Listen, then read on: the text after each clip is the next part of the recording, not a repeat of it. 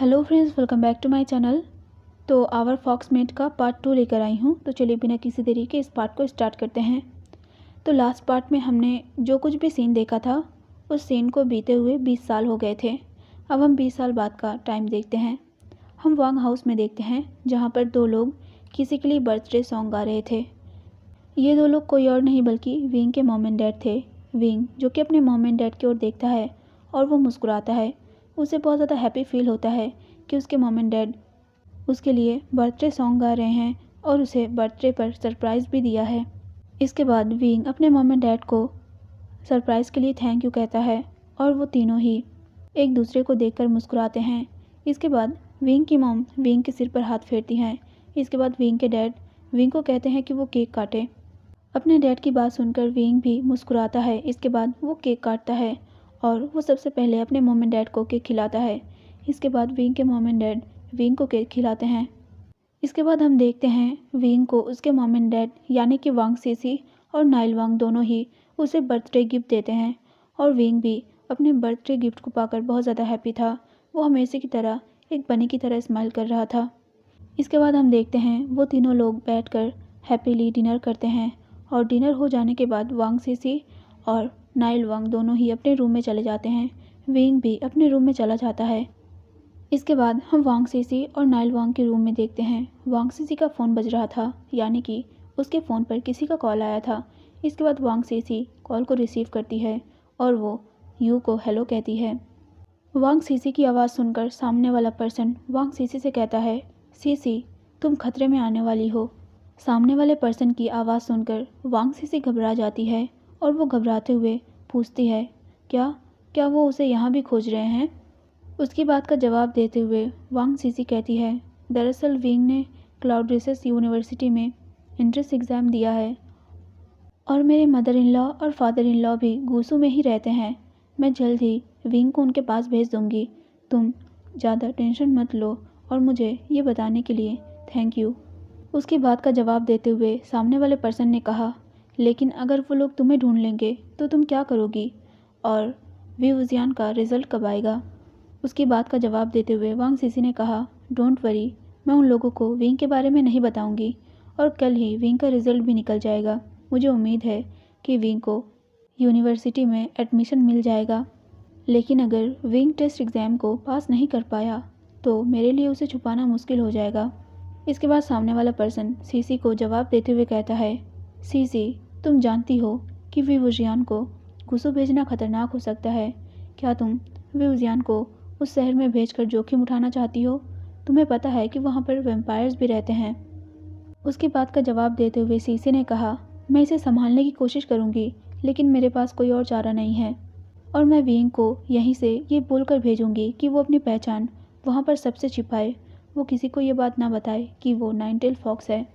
वांग CC की बात सुनकर सामने वाला पर्सन सीसी को ठीक है कहता है और उसे कहता है कि वो अपना ख्याल रखे और जिसके बाद सीसी भी उसे गुड नाइट कहकर कॉल को काट देती है।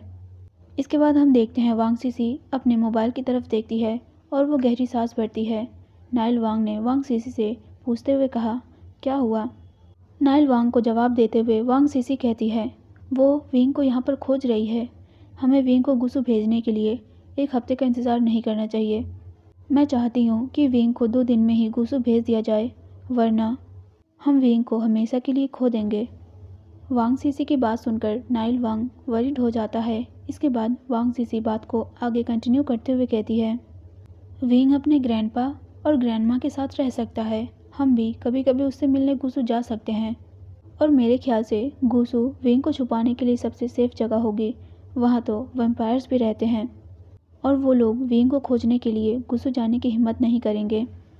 इसके बाद हम टाइम स्किप करके देखते हैं वे वुशियान अपने बेड पर बैठा हुआ था और उसका लैपटॉप उसके सामने खुला हुआ था। वांग सीसी भी विंग के बगल में ही बैठी थी। इसके बाद हम वे वुशियान को देखते हैं जो कि डरा हुआ था। वो डर के मारे अपने नाखून काट रहा था।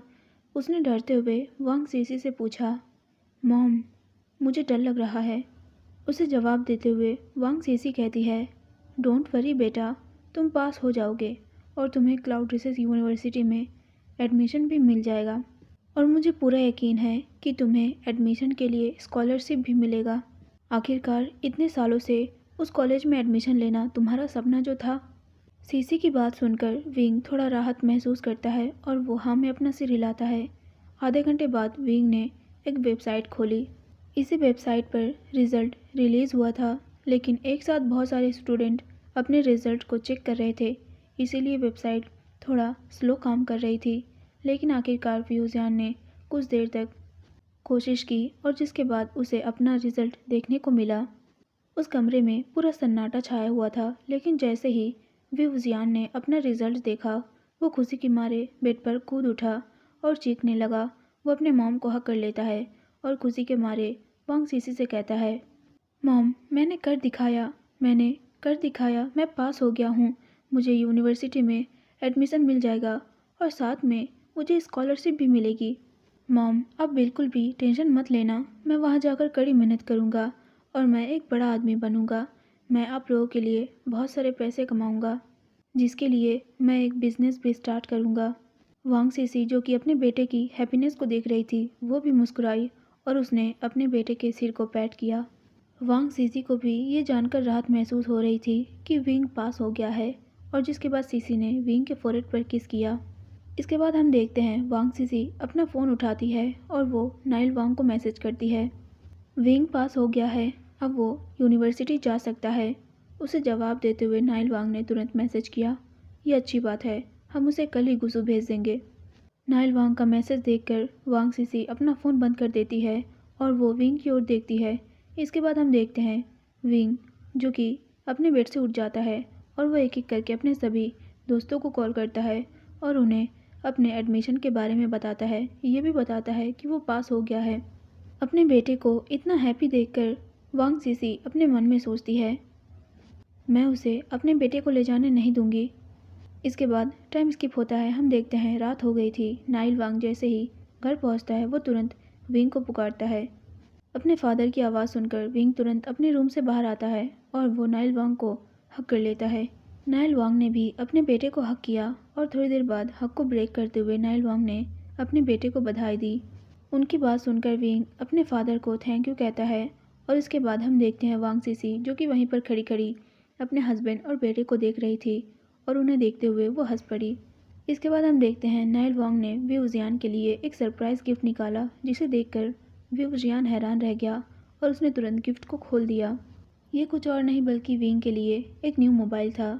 विंग ने मोबाइल को अच्छे से देखा, इसके बाद उसने कैमरा ओपन किया और अपने फैमिली की एक फ़ोटो ली।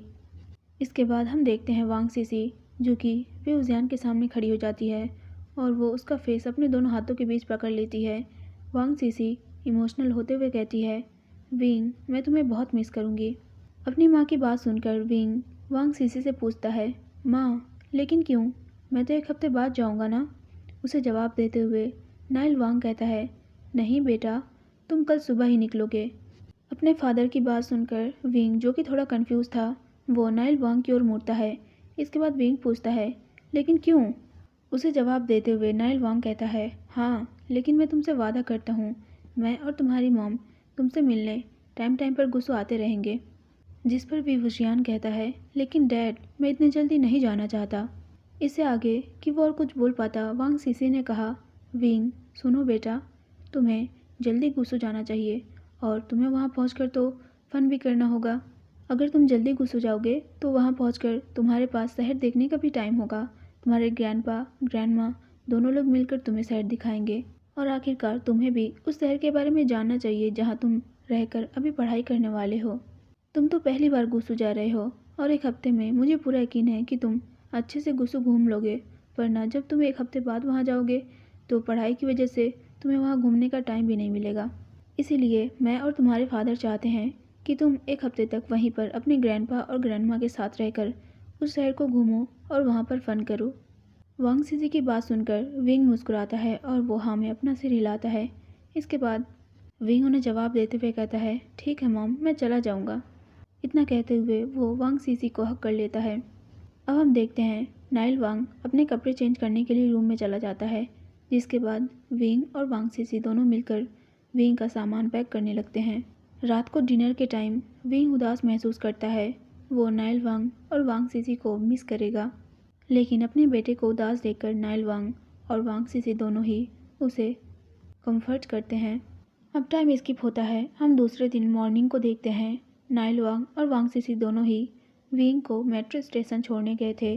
विंग ने अपना सामान पकड़ा हुआ था। इसके बाद हम देखते हैं विंग अपने मॉम एंड डैड को हक करता है और वो अपना मुंह बनाते हुए अपने मॉम एंड डैड से कहता है, मॉम डैड मैं आप दोनों को मिस करूँगा। उसे जवाब देते हुए नाइल वांग कहता है, हम भी तुम्हें याद करेंगे।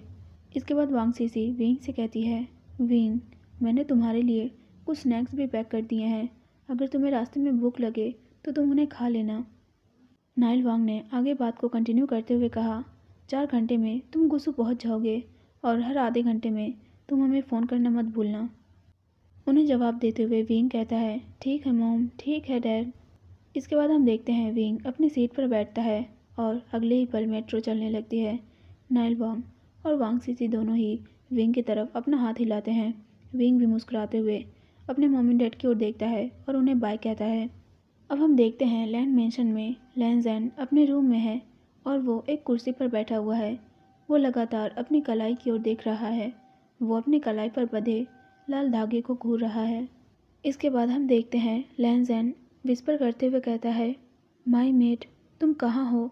ऑलरेडी ही 500 साल और 4 महीने हो गए हैं। क्या तुम मुझसे मिलना नहीं चाहते? क्या तुम इसीलिए नाराज़ हो क्योंकि मैं तुम्हें प्रोटेक्ट नहीं कर पाया? प्लीज़ मेरे पास वापस आ जाओ, मैं तुम्हें बहुत मिस कर रहा हूँ। इतना बोलते हुए लैन ज़ैन की आंखें नम हो जाती है, लेकिन वो अभी भी अपना कोल्ड फेस बनाए रखता है। इसके बाद लैन ज़ैन आगे बात को कंटिन्यू करते हुए कहता है, मैं शांत दिख रहा हूँ लेकिन मैं अंदर से बेचैन हूँ और जब भी तुम पुनर्जन्म लेकर मुझे फिर से अकेला छोड़ देते हो तो मैं बहुत ज़्यादा दुखी हो जाता हूँ। इस बार तुम्हारा 9वां पुनर्जन्म है, पर देखो मैं कितना बेकार हूँ कि मैं तुम्हें ढूंढ भी नहीं पा रहा।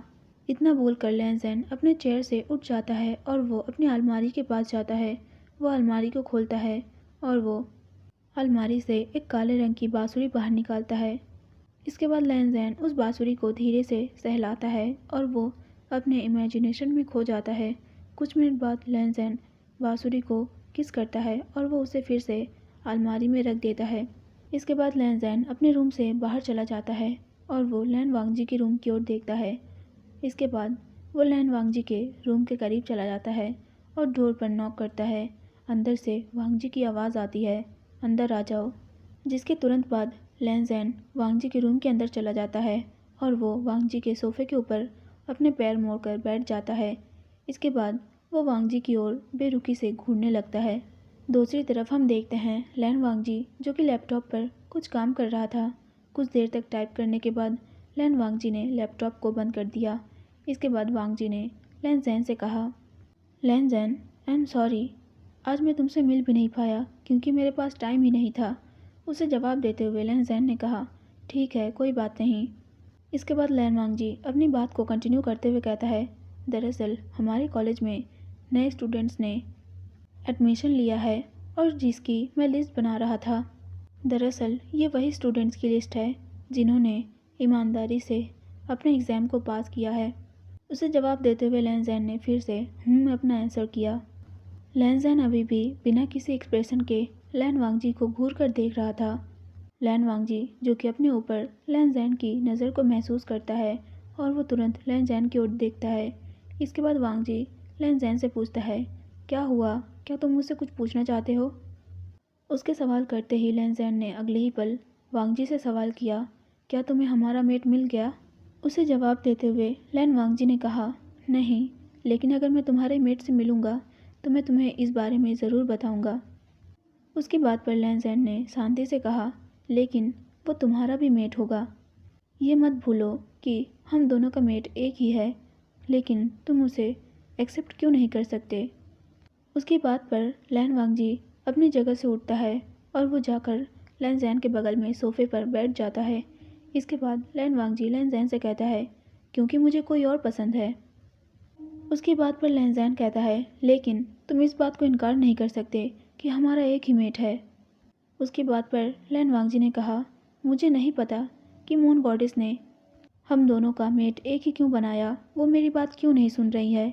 मैं ऐसा नहीं चाहता कि हम दोनों का मेट एक ही हो, क्योंकि मैं वांग जिशुआन को पसंद करता हूँ।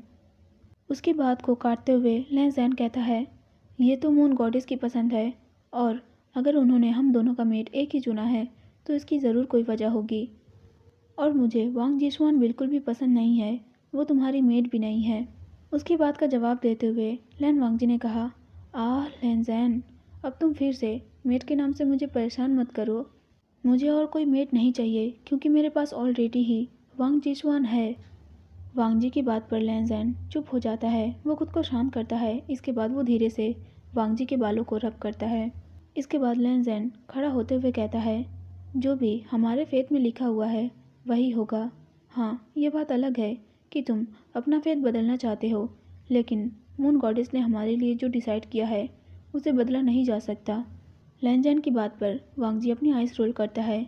इसके बाद लैन ज़ैन फिर से वांग जी से कहता है, क्या तुम मेरे साथ बाहर नहीं चलना चाहोगे? सुबह से तुम काम कर रहे हो, चलो साथ में बाहर चलते हैं।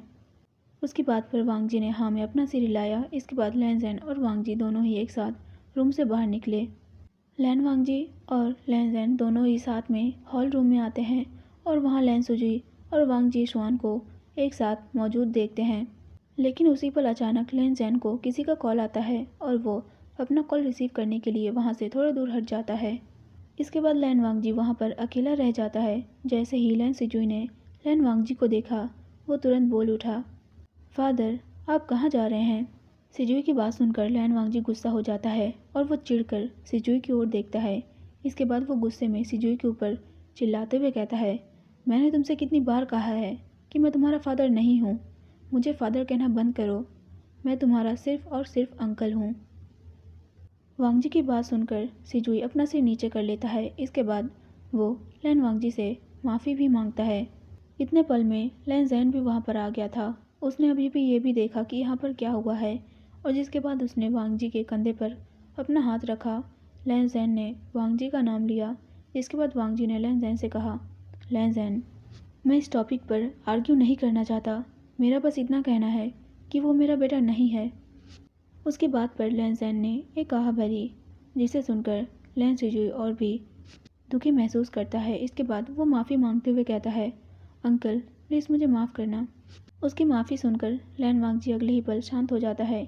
इसके बाद कहता है, कोई बात नहीं, लेकिन मुझे दोबारा फादर मत कहना। वांग जी की बात पर सिजुई मुस्कुराता है और वो तुरंत हाँ में अपना सिर हिलाता है। इसके बाद सिजुई फिर से वांग जी और लैन ज़ैन से पूछता है, वैसे आप दोनों कहाँ जा रहे हैं? क्या मैं भी आपके साथ जा सकता हूँ? उसकी बात पर वांग जी ने हाँ में अपना सिर हिलाया। लैन ज़ैन ने तो सोचा था कि वांग जी मना ही कर देगा, लेकिन अब लैन ज़ैन भी हैप्पी महसूस कर रहा था, क्योंकि लैन वांग जी ने सिजुई को भी उनके साथ आने की परमिशन दे दी थी। इसके बाद लैन ज़ैन सोचता है, मैं हमेशा देखता हूँ कि वांग जी आयुआन के साथ बहुत अच्छे से बिहेव करता है, लेकिन जब कभी भी आयुआन गलती से वांग जी को फादर कह देता है तो वो बहुत ज़्यादा गुस्सा हो जाता है। इसके बाद हम देखते हैं लैन वांग जी, लैन ज़ैन और लैन सुजुई तीनों उस मेंशन से बाहर चले जाते हैं। दूसरी तरफ हम देखते हैं वांग जिशुआन, जो कि वहीं पर बैठे बैठे ये सारा तमाशा देख रही थी। उन लोगों के बाहर जाने के तुरंत बाद वांग जिशुआन ने अपना फ़ोन उठाया और वो तुरंत किसी को कॉल करती है। इसके बाद वांग जिशुआन अपने व्हील चेयर के सहारे खिड़की की ओर चली जाती है। हम देखते हैं वांग जिशुआन के कॉल को किसी ने रिसीव किया। ये कोई और नहीं बल्कि झाओ लिंग थी। झाओ लिंग ने वांग जिशुआन से कहा, यस मैम। वांग जिशुआन ने झाओ लिंग को ऑर्डर देते हुए कहा, वो लोग मेंशन से बाहर गए हैं, उन पर नज़र रखना। झाओ लिंग ने ठीक है मैडम कहा, और जिसके बाद वांग जिशुआन ने कॉल को कट कर दिया। तो आज के लिए बस इतना ही। और गाइस, आप लोगों से एक रिक्वेस्ट है कि आप लोग इस वीडियो में प्लीज़ प्लीज़ प्लीज़ 500 लाइक कर देना, और जिसके बाद मैं तुरंत नेक्स्ट पार्ट अपलोड कर दूँगी। और प्लीज़ एक छोटा सा कमेंट भी करना, क्योंकि आप लोगों के कमेंट से मुझे बहुत ज़्यादा मोटिवेशन महसूस होता है, बहुत ज़्यादा मोटिवेट फील करती हूँ। तो इसलिए गाइस, आप लोग के कमेंट बहुत ज़्यादा मुझे हेल्प करते हैं रेगुलर वीडियो अपडेट करने में। और आई प्रॉमिस कि इस बार मैं बिल्कुल भी डिले नहीं करूँगी और आप लोगों को रेगुलर वीडियो दूँगी, अगर आप लोग मेरे कहे मुताबिक वीडियो को लाइक करते हो तो फिर मिलते हैं इस वेब के नेक्स्ट पार्ट में। तब तक के लिए बाय बाय।